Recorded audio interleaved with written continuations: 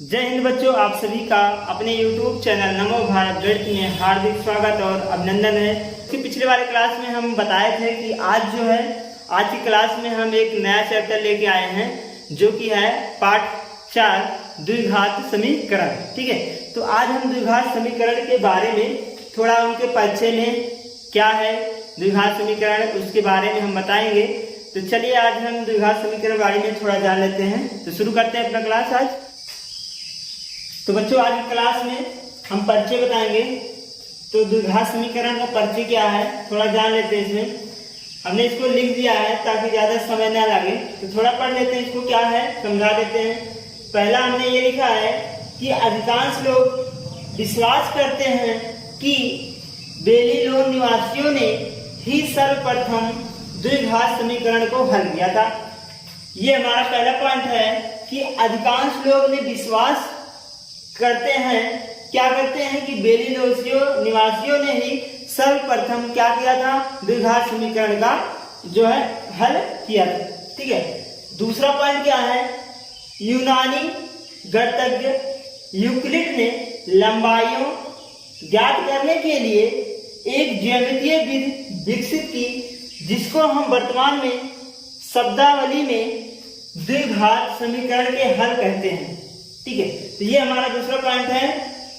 यूनानी गणितज्ञ न्यूक्लिड ने क्या बताया था कि लंबाइयों की जो है लंबाई ज्ञात करने के लिए एक ज्यामितीय विधि विकसित किया जिसे हम वर्तमान में शब्दावली में क्या कहते हैं, द्विघात समीकरण को हल करना कहते हैं। तीसरा पॉइंट क्या है, व्यापक रूप से द्विघात समीकरण हल करने का श्रेय, जो व्यापक रूप है समीकरण का उसको हल करने का श्रेय प्राचीन गणितज्ञों को जाता है। जो प्राचीन में गणितज्ञ थे उन्होंने ही द्विघात समीकरण को हल किया था। ठीक है, अब प्राचीन में जो गणितज्ञ थे वो क्या कौन कौन थे, सबसे पहले ब्रह्मगुप्त आते हैं। ब्रह्मगुप्त, इनका युग क्या था, समोत युग क्या था, 598 से 665 तक। इन्होंने ax स्क्वायर प्लस bx बराबर c, यहाँ ध्यान रखिएगा बराबर c है, ये बराबर क्या है, c है। इन्होंने ये दिया के रूप का एक द्विघात समीकरण को हल करने का एक स्पष्ट सूत्र दिया था। ठीक है, इसको हल करने का किसने, ब्रह्मगुप्त ने इसको हल करने का एक द्विघात समीकरण का सूत्र दिया था। ठीक है, इसके बाद आते हैं दूसरे नंबर पे श्रीधराचार्य। श्रीधराचार्य का युग क्या है, समोत युग है 1025। ने क्या किया था, एक सूत्र प्रतिपादित किया जिसे हम अब क्या कहते हैं, द्विघात सूत्र के रूप में जानते हैं। और ये क्या है, -b plus minus under root b square minus 4ac/2a, ये इनका क्या है, सूत्र है।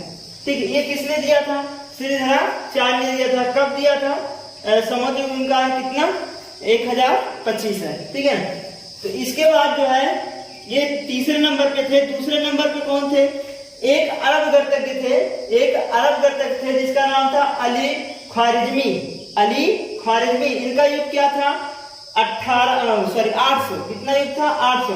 ने भी क्या किया था, द्विघात समीकरण का अध्ययन किया था। ठीक है, कौन, इनका क्या नाम था, एक अरब गणितज्ञ अली ख्वारिज़मी।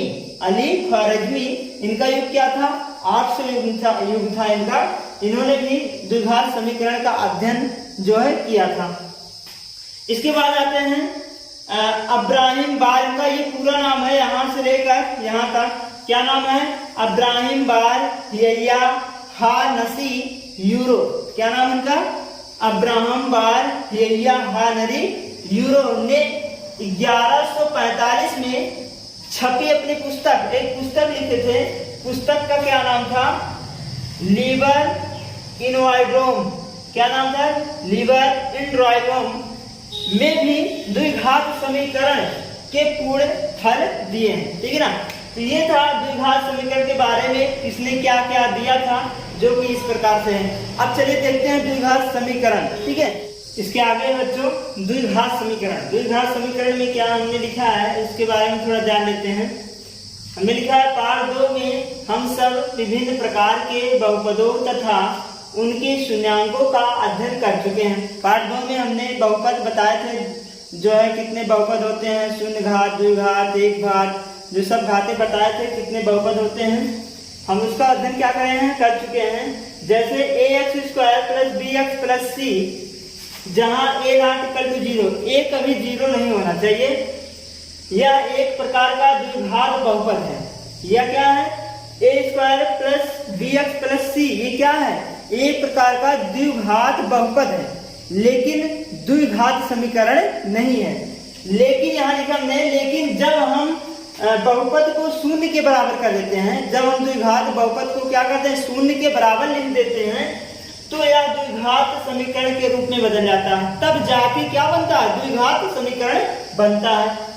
तो ये हमने इस प्रकार से लिख दिया है, ये हमारा क्या है, द्विघात समीकरण है। द्विघात समीकरण है ax² + bx + c = 0, और ये हमारा क्या है, द्विघात बहुपद है। क्या है, द्विघात बहुपद। अगर इसी को हम 0 के बराबर कर दें तो हमारा द्विघात समीकरण कहलाता है। वहां भी क्या होगा, a जो है 0 के बराबर नहीं होगा, a कभी 0 के बराबर नहीं होगा। क्यों नहीं होगा, यहाँ कारण समझ लेते हैं। जैसे ax² + bx + c = 0, अगर हम a को 0 कर दें, तो a × x² + bx + c = 0, ये पूरा हो गया 0। इसके मतलब आया bx + c = 0। इसमें बताओ दो घात है, इसमें दो घात नहीं है। जब दो घात है नहीं, इसका घात कितना है, 1 है, इसमें जब दो घात है नहीं तो द्विघात समीकरण बनेगा ही नहीं। ये गायब हो सकता है, इसको हम गायब कर सकते हैं, इसको हम हटा सकते हैं, लेकिन x² को हम नहीं हटा सकते द्विघात में। ठीक है, हम यहाँ x बराबर जो है, x बराबर या हम b बराबर 0 कर सकते हैं, b बराबर हम 0 कर सकते हैं, लेकिन a बराबर 0 नहीं कर सकते हैं। यहाँ अगर रखेंगे तो a² प्लस, अगर यहाँ रख के b का मान 0 तो हो जाएगा 0 + c = 0। इसका मतलब ax² + c = 0 लिख सकते हैं। ये द्विघात समीकरण है, लेकिन ये वाला द्विघात समीकरण नहीं बनेगा। ठीक है, तो आगे देखते हैं। द्विघात समीकरण चर x के रूप में इस प्रकार होती है। ये हमारा द्विघात समीकरण है। ठीक है, ये हमारा क्या द्विघात समीकरण है। x के चर के रूप में हम ऐसे लिख सकते हैं, y के चर के रूप में लिखना तो y लिख लो। ठीक है, जहां a b c एक वास्तविक संख्याएं होंगी, a b c क्या होंगी, तीनों क्या होंगी, वास्तविक संख्याएं होंगी। वास्तविक संख्याएं बता चुके हैं। तथा a not equal to 0, a 0 नहीं होना चाहिए।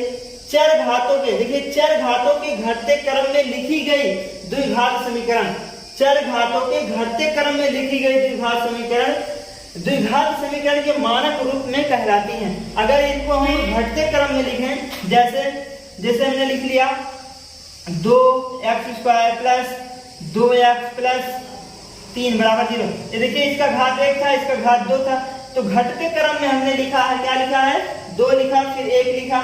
ये क्या घटते क्रम में जो लिखते हैं तो समीकरण का क्या होता है, एक मानक रूप होता है, या मानक रूप कहलाती है। ठीक है, ये हो गया द्विघात समीकरण। अब देखिए यहाँ बहुपद px के शून्यक ही, बहुपद px के शून्यक ही द्विघात समीकरण के px = 0 के मूल कहलाते हैं। ठीक है, जैसे हमने एक उदाहरण लेकर समझा देते हैं। जैसे हमने एक उदाहरण लिया, px = x² - 5x + 6, ये हमारा क्या है, द्विघात समीकरण है। ठीक है, अगर ये द्विघात समीकरण है तो सबसे पहले हमको क्या दिखाना है, इसके शून्यक।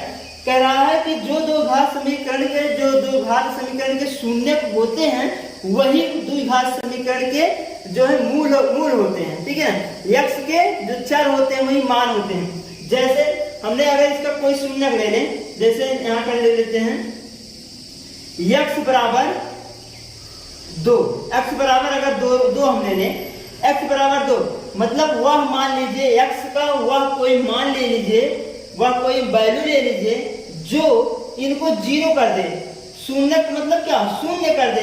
अगर ये शून्य हो जाता है तो इस समीकरण का वही क्या हो जाएगा, शून्य हो जाएगा। क्लियर, इस समीकरण को x का जो मान इसे शून्य कर देगा वही उसका शून्य होगा और वही उसका मूल भी कहलाता है। जैसे x बराबर 2 पर, x बराबर अगर हम 2 ले लें तो ये हमारा क्या हो जाएगा, p0 बराबर यहाँ रखेंगे तो हो जाएगा 2 रखेंगे, 2 का घात 2 हो जाएगा माइनस 5 × 2 और प्लस 6।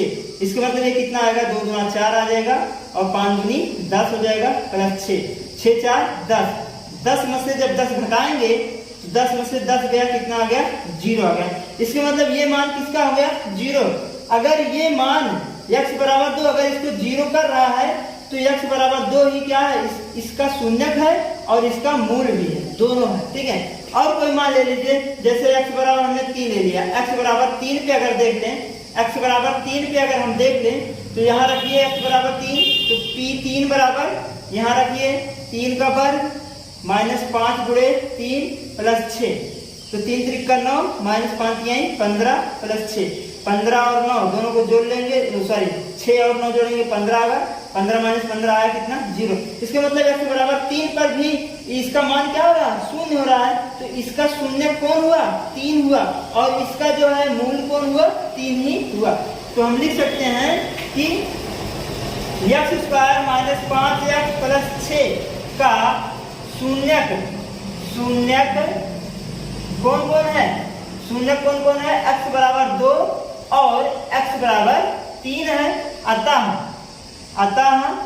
x² - 5x प्लस 6 बराबर 0 के मूल कौन कौन होगा? x बराबर 2 और x बराबर 3 होगा, ठीक है। तो इस प्रकार से हम इसको क्या करेंगे, इनके मूल और इनके शून्य दोनों क्या होते हैं? एक प्रकार के एक ही होते हैं, जो मूल होंगे वही क्या होंगे? शून्य होंगे। तो ये बच्चों द्विघात समीकरण के कुछ परिचय थे, कुछ उनके बारे में हमने बता दिया है जो कि इस चैप्टर में था, ठीक है। तो अब अगले क्लास में हम आप सबको पर्सनली 4.1 के उदाहरण बताएंगे, ठीक है ना। तो आज की क्लास बच्चों बस यहीं तक। अगले क्लास में आप सबको इसके अगला वाला उदाहरण जो है पर्सनली 4.1 के उदाहरण बताएंगे, ठीक है। तो बच्चों अगर ये क्लास आपको अच्छा लगा हो तो लाइक और सब्सक्राइब करिएगा और अपने दोस्तों के साथ भी शेयर करिएगा, ठीक है। जय हिंद, धन्यवाद।